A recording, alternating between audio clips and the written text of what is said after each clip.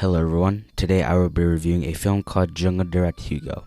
Jungledyret Hugo is only really known within its country of origin, Denmark, but if you've gone fishing into the deep seas of obscure animations, you might reel this in.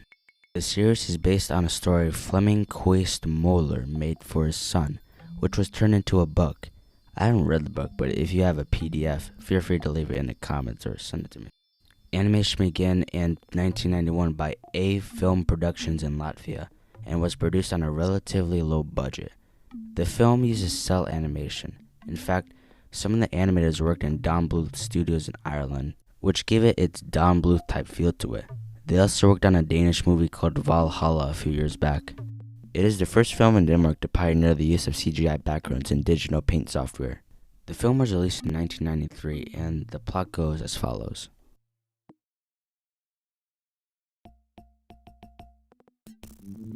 The film is about a rare jungle animal named Hugo who is captured from his home and friends Zig and Zag in Junglelandia. On a banana ship, he meets Meatball Charlie, a chef who keeps Hugo in safe hands and cooks good meatballs. He drops him off to a zoo in the city of Copenhagen. There, he meets a fox named Rita, a slick city fox that ventures into Copenhagen when her mother is away. The two go on an adventure of riding skateboards, escaping cats, swimming through sewers, all to get away from a city that demands Hugo's presence. The goal is to try and bring Hugo back onto the ship where he came from, so he can return to his natural environment, Junglelandia, to be free again, along with his friends, Zig and Zag.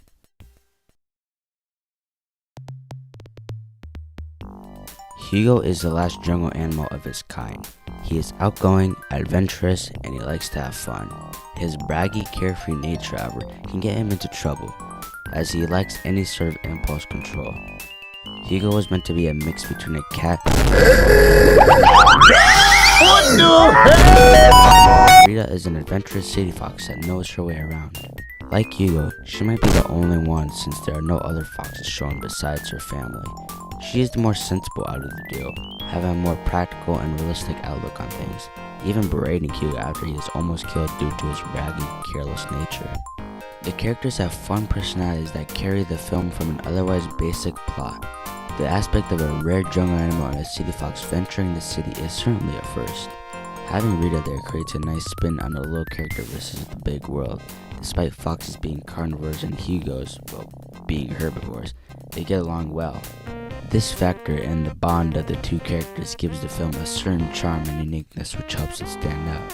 The film gives off a reminiscent sort of feel to it, like something you'd see when you were younger.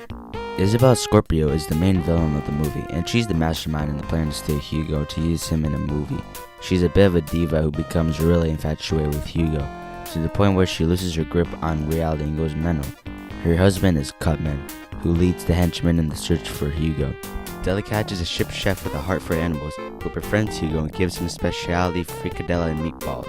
Besides these characters, there's no one else really worth mentioning, as they're all minor characters used just to move the plot along. They come and they go, just like that. And the animation is great and definitely one of the best of Scandinavia.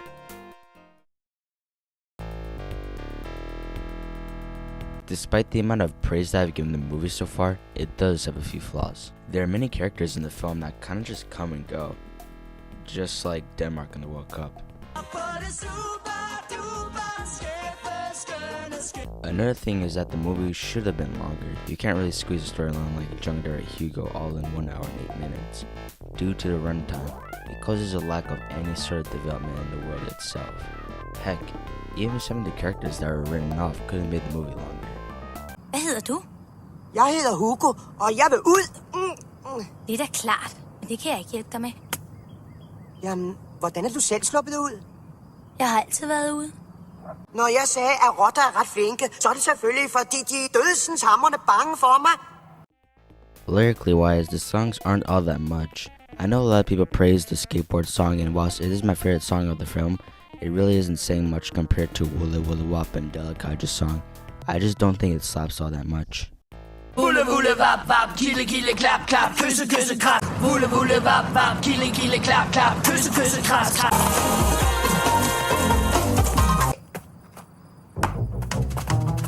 Jubi, den er blevet helt tam.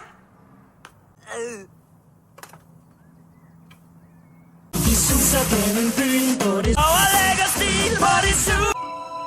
Havnen ligger i den anden ende af byen. Men det er meget svært at komme. Nu er det snart mørkt. Lad os smutte ned til havnen.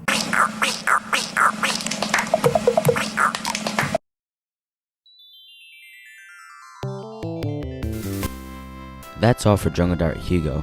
A game for the film was made in 1995, there was a sequel for the film in 1996, a TV series from 2002 to 2003, and what is so far the final sequel to the series made in 2007, which was made in CGI. In 2009, Just Bros bought the rights to the series to create an amusement park based around the show.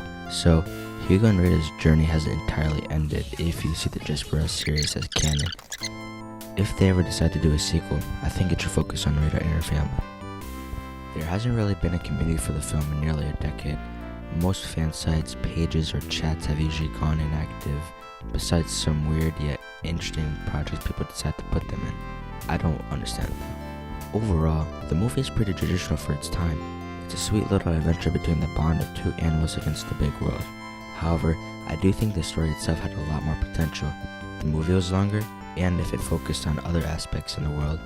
But in the end, there's nothing too special about the film, and it does suffer from some noticeable flaws, but I will say that for a casual watcher, it's worth checking out. You can find the film on YouTube. That's today's content. See you whenever.